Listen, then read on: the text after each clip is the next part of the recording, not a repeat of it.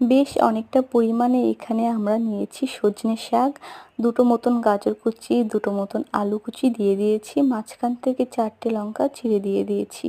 সমস্ত কিছু ভালোভাবে মিশিয়ে নিতে হবে। তারপর আমরা এখানে নিয়েছি 3 কাপ মতন ডালিয়া। ডালিয়াটার মধ্যে একটু পিঁপড়ে হয়ে গেছে, তাই আমরা পরিষ্কার জল দিয়ে ভালোভাবে ধুয়ে জলটা ঝরিয়ে নেব। তারপর সেই সবজির মধ্যে দিয়ে দিতে হবে এই ডালিয়াটা।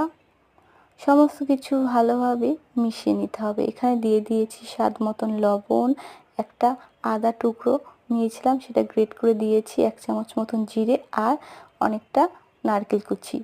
এবার সমস্ত কিছু মিশিয়ে নিতে হবে। 2 মিনিট মতন আমরা ভালোভাবে মশলাটাকে রান্না করে নেব। তারপর এখানে আমরা পরিমাণ মতন জল দিয়ে দেব অল্প অল্প করে। যখন ঝোলটা ফুটে যাবে আর আলুটাও খুব সুন্দরভাবে সিদ্ধ হয়ে যাবে, তখন আমরা এর মধ্যে দিয়ে দেব কিছুটা টমেটো। এখানে আমি 2টো টমেটো ব্যবহার করেছি। তারপর শেষে আমরা 1 চামচ মতন ঘি ভালোভাবে রান্নার মধ্যে মিশিয়ে দেব আর শেষে ছানা দিয়ে রান্নাটাকে পরিবেশন করব। সম্পূর্ণ রান্নাটা আপনাদের কেমন লাগলো অবশ্যই একটু জানাবেন। ভালো লাগলে